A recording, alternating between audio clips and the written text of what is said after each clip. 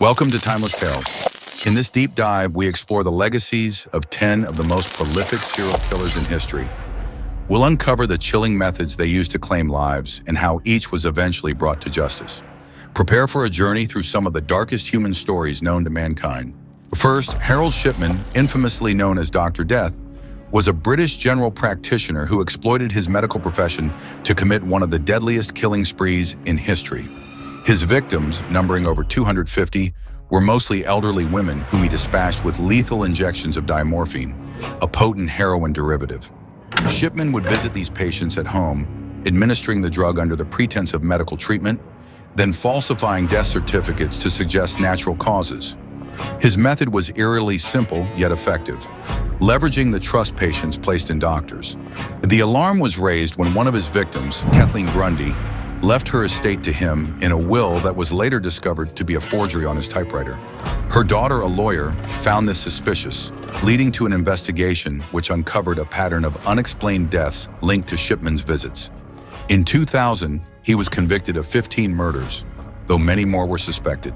Shipman received a life sentence without parole, but ended his life in prison in 2004, leaving behind questions about the extent of his crimes and the fragility of trust in medical professionals.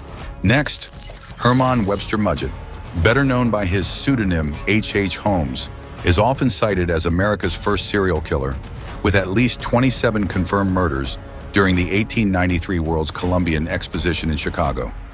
Holmes was not only a killer but a con artist. He built what became known as the Murder Castle, a hotel with secret rooms, trapdoors, gas chambers, and soundproof compartments designed for murder. His methods were innovative for their time. Victims would enter rooms where gas was released, killing them silently, or they'd fall through trapdoors into acid vats for disposal. Holmes also engaged in insurance fraud by killing those he insured. His crimes came to light when he tried to claim insurance on a deceased associate, triggering an investigation that unraveled his fraudulent schemes and led to his arrest in 1894. Holmes confessed to numerous murders before his execution in 1896, leaving a legacy of terror. At number 3, Pedro Lopez, the monster of the Andes, confessed to the murders of approximately 300 young girls across Colombia, Ecuador, and Peru. His modus operandi was horrifically consistent.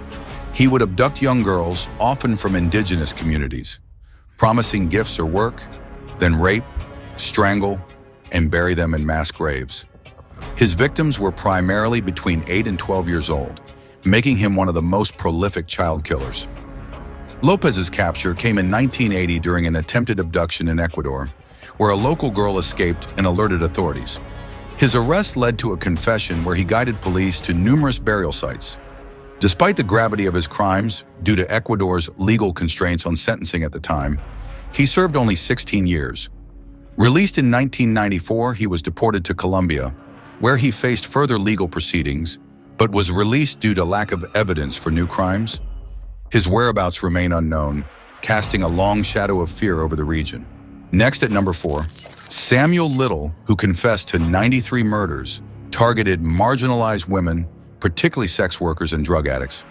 His method was strangulation, using his hands to take control over his victims, often prolonging the act for his own gratification. His crimes spanned from the late 1970s to 2005, across numerous states in the U.S. Little managed to evade capture for decades due to his choice of victims, whose disappearances were less likely to be investigated thoroughly. However, his capture in 2012 was facilitated by DNA technology. While in jail for unrelated crimes, his DNA matched samples from several unsolved murders.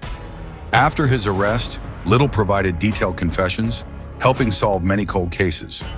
His death in prison in 2020 closed one of the longest chapters in U.S. serial killer history. At number 5, we have Karl Denke, in early 20th century Germany, was a cannibal who killed at least 30 vagrants to feed his macabre appetite. His method was straightforward but brutal. He would lure travelers into his home with promises of food or shelter, then murder them with hammers or axes. After killing, Denke would cook and consume parts of his victims, selling the rest as pork to unsuspecting locals. His crimes were uncovered in 1924 when a victim managed to escape after being attacked but not killed, alerting the police. a search of Denka's home revealed human remains, including bones, flesh, and personal items of the missing.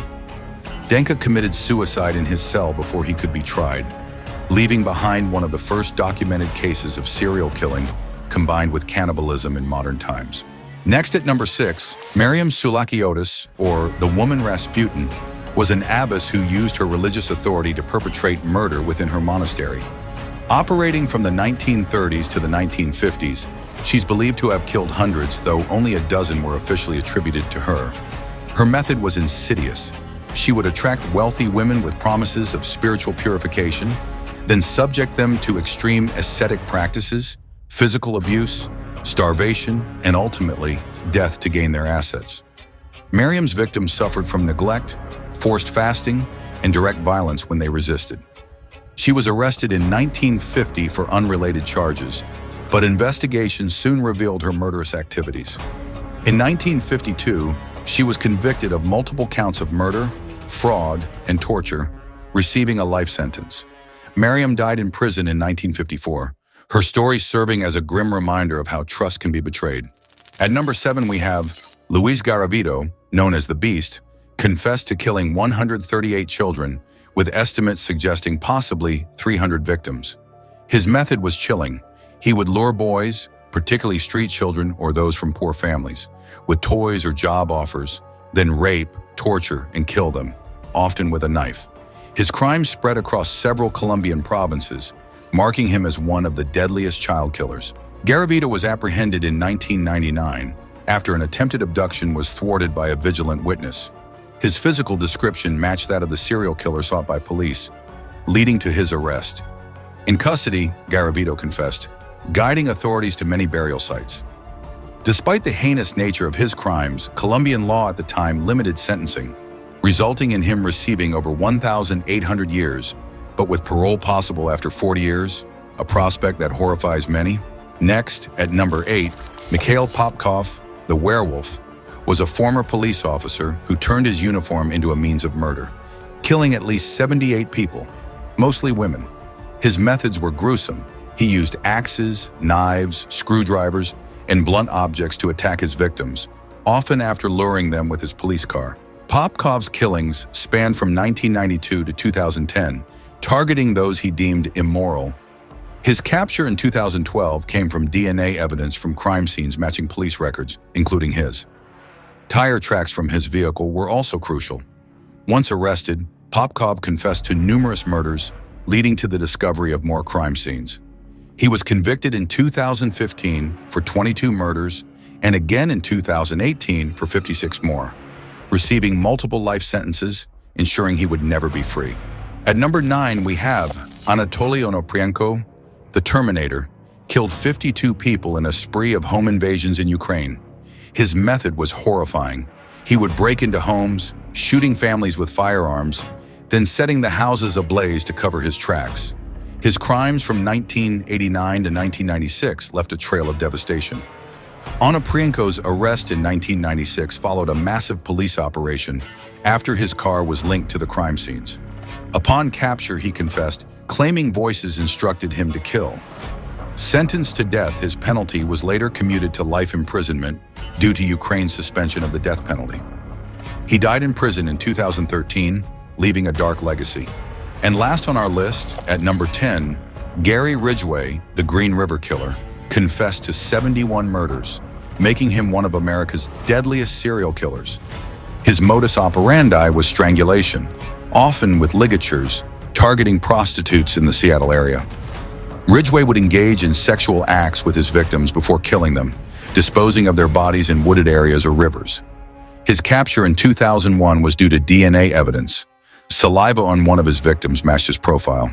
Faced with the death penalty, Ridgway pleaded guilty in exchange for life without parole, helping to solve many cold cases.